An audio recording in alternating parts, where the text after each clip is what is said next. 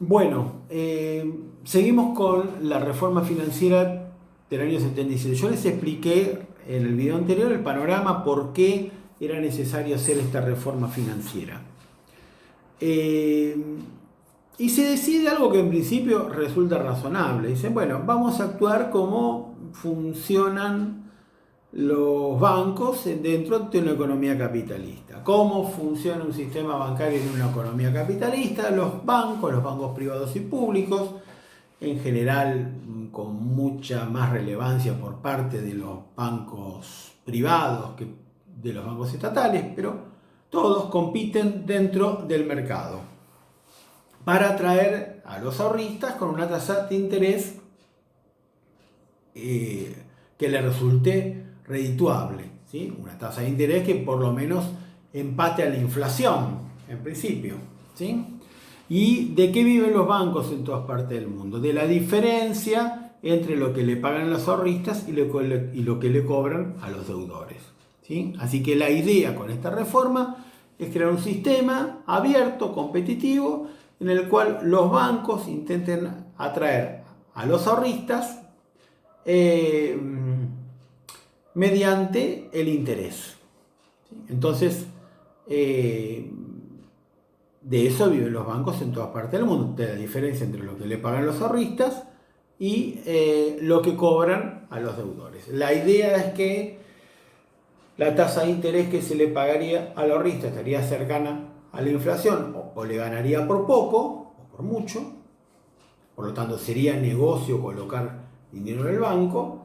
Y por otro lado, las tasas que se les cobraría a los deudores serían superiores a la inflación, lo cual en principio haría que esta maniobra consistente en recibir el dinero a un interés muy bajo, comprar bienes, luego venderlo y devolver el préstamo, esta maniobra simple que fomentaba la especulación, no funcionaría más y se aplicaría justamente un criterio más empresario en el cual hay que hacer los costos y hay que ver cuánto cuesta endeudarse para hacer un plan de negocios, ¿no? Que es lo que se hace en todo plan de negocios, en todo país civilizado, que no es la Argentina, ni ahora, ni casi nunca.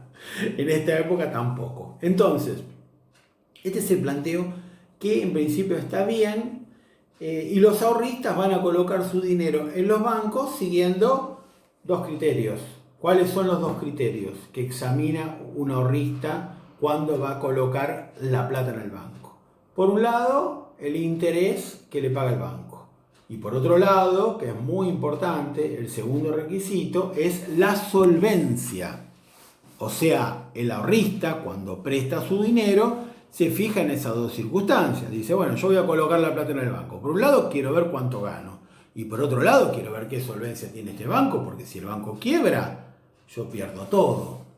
Y lo que había quedado desde la época peronista, y que yo me olvidé, porque yo dije eran dos cosas, y mencioné una, que era lo de la tasa regulada, lo que había quedado como resabio de la época peronista era la garantía estatal sobre los depósitos, que es muy congruente, que es muy coherente si nosotros tenemos un sistema como el que había implementado el peronismo, por el cual el 100% de los depósitos que hay en el sistema son administrados por el Banco Central. Pero si nosotros tenemos un sistema capitalista abierto, competitivo, con riesgo, la garantía estatal sobre los depósitos va a ser un factor perturbador y que va a hacer que todo se vaya al diablo.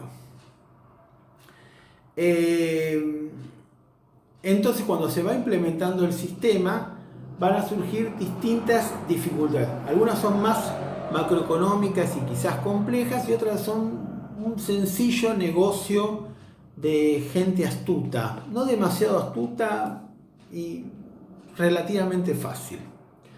Entonces, empecemos por la cuestión más difícil.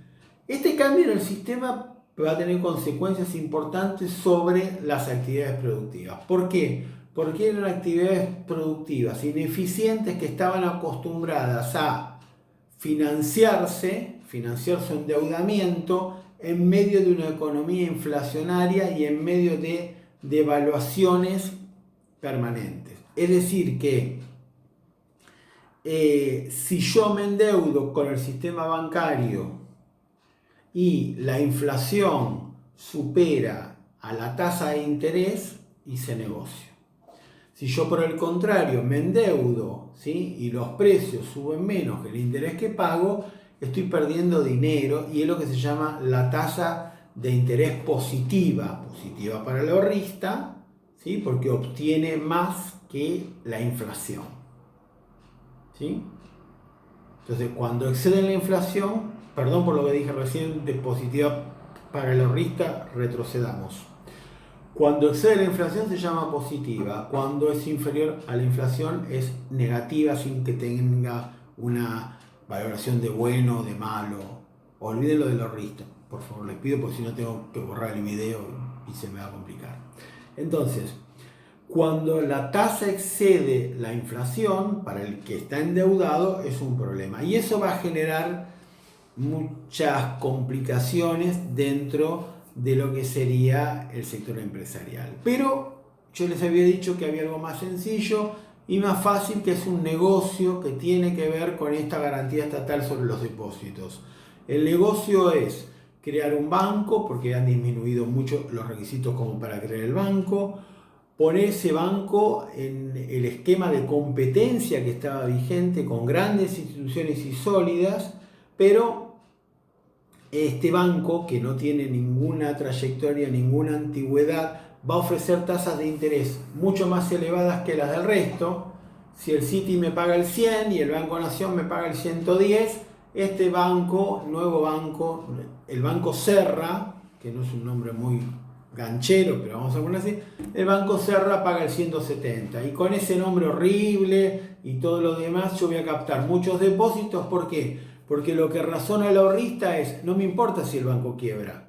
Si el banco quiebra, el Estado me garantiza el depósito. Así que yo la variable solvencia no la voy a evaluar. Yo voy a evaluar que me paga el mayor interés y yo pongo el dinero ahí. Entonces Serra, que resultó ser un estafador, tiene cara de bueno, pero no de bueno de otra cosa, que es mucho más agraviante, pero resultó que este Serra es un pequeño estafador, que ni siquiera vamos a censurarlo tanto. Es un estafador. Entonces, ¿qué hace Serra? Con su banco capta los depósitos a un interés muy elevado y puede hacerlo porque no lo va a pagar. Entonces, constituye una empresa que es una empresa falsa, o sea, es una empresa que no tiene ninguna actividad productiva concreta, y gira y hace que justamente esta empresa reciba un préstamo del banco, ¿sí? A nombre de esa empresa pone un testaferro, generalmente una persona insolvente, que no tiene recursos, y desde esa empresa trucha, si ustedes quieren llamarla, o esa razón social que no tiene una verdadera actividad, gira su dinero a un paraíso fiscal como pueden ser las Islas Gran Caimán. Entonces, los dineros que estaban en el banco fueron a esta empresa y esta empresa se fugaron al exterior, lo que se llamaría un autopréstamo. Esta empresa quiebra, no puede devolver el dinero al banco, el banco quiebra y entonces, ¿qué pasa? Yo ya se lo dije el otro día, el Estado se hace cargo de la obligación y por lo tanto pone el dinero. Esto lo va a hacer una vez, dos veces, tres veces, hasta que en 1980 quiebra el Banco de Intercambio Regional, que era el banco privado más importante y que había crecido mucho en esos años, porque había tenido una política muy expansiva, y cuando quiebra el Banco de Intercambio Regional no se puede responder a los ahorristas, y bueno, y algunos van a cobrar, otros no van a cobrar, y a partir de ahí muchos bancos se empiezan a quebrar porque, digamos, los ahorristas ante esta debacle importante quieren sacar su dinero del banco, y ahí el Banco Central interviene y se hace cargo de numerosas entidades financieras. Algunas las estatiza y otras las administra y le otorga préstamos hasta que pueda superarse la crisis, y esto lleva varios años. Entonces ahí ya tenemos cómo quebró todo el sistema financiero, con estas maniobras relativamente sencillas, que se ven exacerbadas también por la posibilidad de hacer otra maniobra vinculada con la tablita financiera. Esto estamos hablando de 1979. Les voy a proponer un negocio, a ver qué les parece, piénsenlo conmigo, ¿sí? Lo primero que tenemos que recordar es que era que el Estado había jurado por su madre, ¿sí?, que el valor del dólar se iba a incrementar durante el año 1979 solo un 70%. No me acuerdo justo el valor, pero pongámosle 70%. No voy a estar muy lejos de eso. Entonces el Estado dice, su tablita, el dólar va a salir 70% más cuando finalice 1979. Entonces les propongo un negocio, ¿sí? Ustedes se endeudan en el exterior al 4% en dólares. 4% en dólares. Entonces consiguen los dólares. Depende de lo que sean ustedes. Vamos a pensar un poquitito en grande. Pensemos en $1.000.000. ¿Sí? $1.000.000. Y para calcular fácilmente, para no hacernos lío con los valores, porque eran todos, digamos, estrambóticos, vamos a calcular que le damos un valor de 1 al peso, ¿sí? Entonces ponen $1.000.000, ¿sí? Lo cambian, por supuesto se encomiendan al señor, porque lo que están haciendo es muy arriesgado, pero se encomiendan al señor y dicen, cambian eso, esos dólares por pesos, y van a colocar su plata en la Argentina en pesos, ¿sí? Cuando finalice el año van a tener que devolver $1.040.000, ¿sí? Entonces, ustedes van a colocar el dinero durante un año. En realidad la colocación no era anual, sino que se renovaba cada 30 días, ¿sí? Por lo tanto pueden ir viendo más o menos cómo viene la mano, pero con un interés que en el año le acumula el 70%, con un interés que acumula el 120, el 130%, ¿sí? Porque están siguiendo más o menos la inflación, el interés.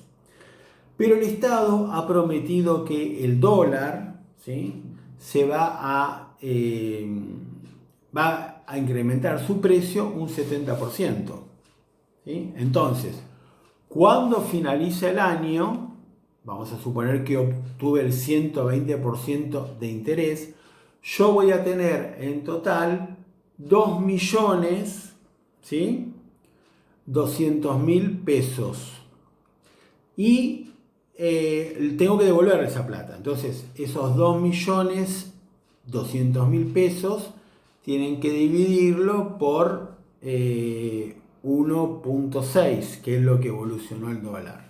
Esa diferencia, que cuando tengo el pizarrón hago la cuenta ahí, pero en este momento no lo puedo hacer, esa diferencia en dólares es lo que ustedes ganan. Devuelven el préstamo y les queda justamente una diferencia muy importante, simplemente colocando su plata en el sistema financiero. Voy a aprovechar que está finalizando el video y que me queda un último video para hacer rápidamente la cuenta y digo cuánto ganamos con la tablita y con la especulación financiera. Espérenme.